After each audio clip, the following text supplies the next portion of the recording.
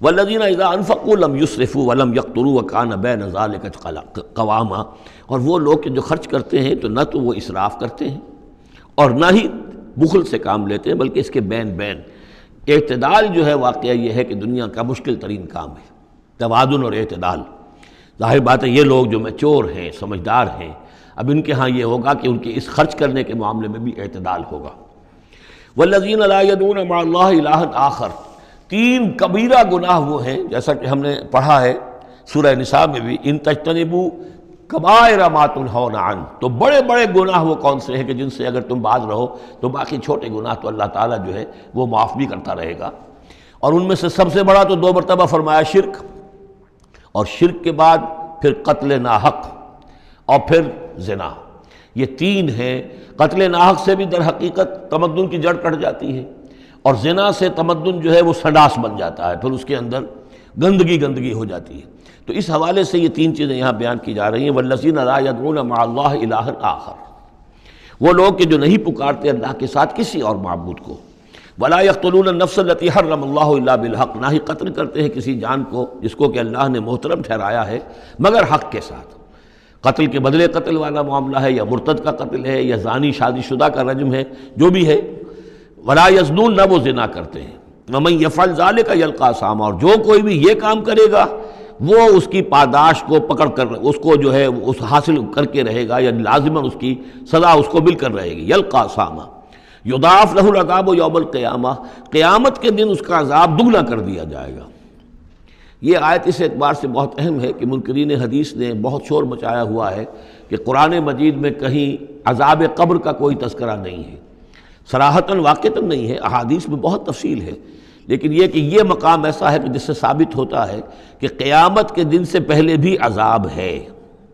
یضاعف لہ العذاب یوم القیامہ، دگنا کیا جائے گا ان کے لیے عذاب قیامت کے دن۔ اس کا مطلب ہے کہ عالم برزخ میں بھی ان کے لیے عذاب ہے۔ اور جو فرمایا گیا ہے کہ یہ جو قبر کا گڑھا ہے، یا یہ جہنم کے گڑھوں میں سے ایک گڑھا ہے، اور یا جنت کے باغیچوں میں سے ایک باغیچہ ہے، اور یا تو وہاں ایک کھڑکی کھول دی جاتی ہے جنت کی جہاں سے ٹھنڈی ہوائیں اور خوشبوئیں آتی رہتی ہیں، اور یا یہ کہ کھڑکی کھول دی جاتی ہے جہنم کی طرف کہ جس سے آگ کی لپٹ اور گرمی جو ہے اور لو جو ہے وہ آتی رہتی ہے۔ یضاعف لہ العذاب یوم القیامہ، قیامت کے دن اس کے لیے عذاب دگنا کر دیا جائے گا۔ ویخلد فیہ مہانا، اور پھر وہ رہے گا اس عذاب میں ہمیشہ ہمیشہ۔ الا من تاب، ہاں استثناء ہے، استثناء یہ ہے من تابہ، جو جس نے توبہ کر لی دنیا ہی کے اندر موت کے آنے سے پہلے ما لم یغرغر۔ الا من تاب و آمن، اور ایمان لایا۔ گویا کہ جو شخص اس قسم کے گناہوں میں مبتلا ہوتا ہے، چاہے وہ قانوناً کافر نہ ہو، حقیقتاً وہ کافر ہو جاتا ہے، ایمان اس کے دل سے نکل جاتا ہے۔ لہذا توبہ گویا کہ اثر نو ایمان لانے کے مترادف ہے۔ الا من تاب و آمن وعمل عملا صالحا، اور وہ پھر عمل کرے نیک، فاولئک یبدل اللہ سیئاتہم حسنات، تو ایسے لوگوں کی برائیوں کو اللہ تعالیٰ نیکیوں سے بدل دیتا ہے۔ اس کے دونوں معنی ہے کہ توبہ کے نتیجے میں ایک تو نامہ اعمال میں جو اندراج ہوا تھا برائی کا وہ صاف ہو جائے گا، اور اس کی جگہ نیکی کا اندراج ہو جائے گا۔ اور یہ معنی بھی ہے کہ زندگی میں اس دنیا میں توبہ کے نتیجے میں اخلاق جو ہے وہ پاک صاف ہو جاتے ہیں، دامن اخلاق کے دھبے دھل جاتے ہیں، اور انسان کا جو دامن کردار ہے پھر صاف شفاف ہو جاتا ہے۔ وَكَانَ اللَّهُ غَفُورًا رَحِيمًا، اور اللہ تعالیٰ غفور الرحیم ہے۔ وَمَن تَابَ وَعَمِلَ صَالِحًا، اب دوبارہ تکرار کی گئی، اور جو توبہ کرے اور پھر نیک عمل کرے، فَإِنَّهُ يَتُوبُ إِلَى اللَّهِ مَتَابًا، تو وہ ہے کہ جو توبہ کرتا ہے اللہ کی جناب میں جیسا کہ توبہ کرنے کا حق ہے۔ توبہ کی تسبیحیں ہو رہی ہوں، استغفار کی تسبیحیں ہو رہی ہوں، اور آیت کریمہ کے ختم ہو رہے ہوں 1.25 لاکھ کا اور لاکھ کا، لیکن حرام خوری جوں کی توں جاری ہو، وہ سارے غلط کام ویسے کہ ویسے جاری ہوں، وہ کوئی توبہ نہیں ہے، اس کا کچھ حاصل نہیں۔ والذین لا یشهدون الزور، اور وہ لوگ کہ جو جھوٹ کے پر موجود بھی نہیں رہتے۔ جھوٹ کی گواہی والی بات نہیں ہے یہاں، لیکن جھوٹ کی گواہی تو گویا کہ اس کے اندر خود بخود امپلائڈ ہے، یعنی ان کے اندر صداقت اور حق کے ساتھ اتنی غیرت ہوتی ہے کہ جہاں کوئی جھوٹ کا گزر بھی ہو وہاں وہ اپنی موجودگی بھی پسند نہیں کرتے۔ جھوٹ کا دھندا ہو رہا ہو، جھوٹ کا کاروبار ہو رہا ہو، جھوٹ بولا جا رہا ہو، یہ وہاں پر ان کی غیرت اور حمیت جو ہے صداقت کے ساتھ اور سچ کے ساتھ وہ اتنی ہے کہ وہ وہاں موجودگی بھی اپنی برداشت نہیں کرتے۔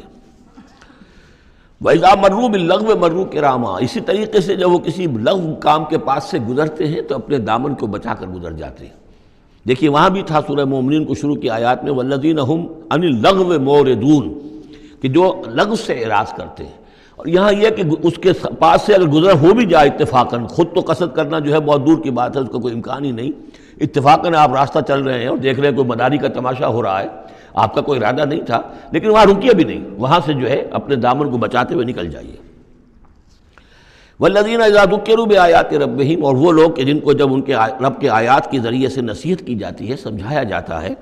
لم یخروا علیہا صما وعمیانا، تو نہیں گر پڑتے اس پر بہرے اور اندھے ہو کر۔ اس کے بھی دونوں معنی ہیں، ایک تو یہ کہ مخالفت پر اندھے بہرے ہو کر کمر کس لینا، جیسے کہ قریش کر رہے تھے، تو گویا کہ تعریض ہے، ان پر ایک طنزیہ انداز ہے یہ کہ یہ لوگ جس طریقے سے کر رہے ہیں وہ معاملہ اللہ کے بندوں کا نہیں ہوتا۔ لیکن یہ دوسری طرف یہ بات بھی ہے کہ آیات قرآنیہ کو بھی اندھے بہرے ہو کر تو نہیں پڑھنا ہے اور سننا ہے، بلکہ غور کرنا ہے۔ افلا یتدبرون القرآن ام علی قلوب اقفالها، تو کیا یہ قرآن کی آیت پر تدبر نہیں کرتے؟ وَتَدَبَّرُوا فِيهِ لَعَلَّكُمْ تُفْلِحُونَ، تدبر کرو تاکہ تم سمجھو۔ تو اس طریقے سے محض جو ہے وہ قرآن مجید کو بھی اندھے بہرے ہو کر جو ماننا جو ہے اس سے بھی بہرحال عباد الرحمن جن کی یہاں تعریف کی جا رہی ہے ان کے مقام سے وہ جو مقام ہے ان کے مرتبے سے فروتر ہے۔ والذین یقولون ربنا ھب لنا من ازواجنا وذریاتنا قرۃ اعین، اور وہ لوگ جو کہتے ہیں کہ اے رب ہمیں اپنی بیویوں اور ہماری اولاد کی طرف سے آنکھوں کی ٹھنڈک عطا فرما، یعنی یہ کہ جس راستے پر ہم چل رہے ہیں ہماری اولاد ہمارے گھر والے بھی اسی راستے پر چلیں تاکہ ہماری آنکھیں ٹھنڈی ہوں۔ ایسا نہ ہو کہ میں تو اللہ کے دین کے راستے کی طرف چلنے کی کوشش کر رہا ہوں اور اولاد کسی اور طرف کو دور لگا رہی ہے، تو ایک کشاکش ہے۔ پھر یہ جو صورتحال جو ہے فرکشن گھر کے اندر پیدا ہوتی ہے، تو اللہ تو ہمیں ہمارے گھر والوں سے آنکھوں کی ٹھنڈک عطا فرما، اور آنکھوں کی ٹھنڈک ظاہر بات ہے عباد الرحمن کی کن چیزوں میں ہوگی کہ وہ بھی اللہ کے بندے بنے، اللہ کی بندگی کے راستے پہ اختیار کریں۔ وَاجْعَلْنَا لِلْمُتَّقِينَ اماما، اور ہمیں متقیوں کا امام بنا۔ اس کا یہ مطلب نہیں ہے کہ یہ امامت کی طلب ہے، بلکہ یہ کہ ہم خود امام ہیں، ایک شخص اپنے گھر کا سربراہ ہے، امام ہے، تو اے اللہ جن کے ہم امام ہیں انہیں متقی بنا دے۔ اس لیے کہ ظاہر بات ہے کہ میدان حشر میں جب ہم چلیں گے تو اس ایک شخص کے پیچھے اس کی اولاد چلی آ رہی ہے اور معلوم ہو کہ وہ تو جہنمی ہے جو چلے آ رہے ہیں، یہ خود تو بہرحال ایک نیک آدمی تھا، نہیں، ہمارے پیچھے جو ہماری نسلیں آئیں اے اللہ انہیں بھی متقی بنا، جن کے ہم امام ہیں، جو ہمارے پیچھے ہیں، جن کے کہ ہم دنیا میں جیسے کہ فرمایا ہے ایک حدیث میں بھی آتا ہے کلکم راعٍ وکلکم مسئول عن رعیتہ، تم میں سے ہر شخص کی حیثیت ایک چرواہے کی ہے، اور اللہ نے کچھ نہ کچھ مخلوق جو ہے اپنی اس کے چرواہے کے حوالے کی ہے۔ تمہاری اولاد ہے، تمہاری بیوی ہے، یہ گھر کنبہ ہے، یہ تمہارا جو ہے یہ گویا کہ تمہارے متبعین ہیں، تمہارے فالوورز ہیں، تو اللہ ہمارے فالوورز کو متقی بنا دے اور ہماری جو امامت ہے وہ متقیوں کی امامت ہو۔ اولئک یجزون الغرفۃ بما صبروا، یہ وہ لوگ ہیں کہ جن کو بالا خانے ملیں گے ان کے صبر کی جزا میں، انہوں نے صبر کیا۔ ظاہر بات ہے کہ اللہ دنیا میں بے شمار مواقع آتے ہیں حرام خوری کے، ایک بندہ مومن بچتا ہے،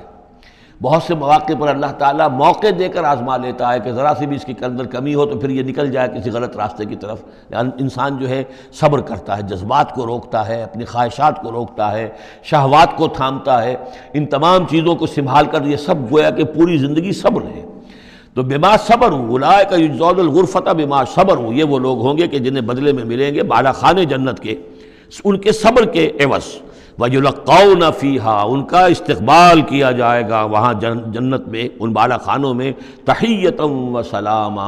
سلام کے ساتھ اور دعاؤں کے ساتھ۔ خالدین فیہا، وہ رہیں گے اس میں ہمیشہ ہمیش۔ حسنت مستقرا و مقاما، بہت ہی عمدہ ہے وہ جگہ، مستقر کے طور پر بھی، مستقل قیام گاہ کے طور پر بھی، اور مقامہ تھوڑی دیر کے لیے بھی۔ تو یہ گویا کنٹراسٹ ہے، جہنم کو فرمایا ساعت مستقرا و مقاما، اور جنت حسنت مستقرا و مقاما۔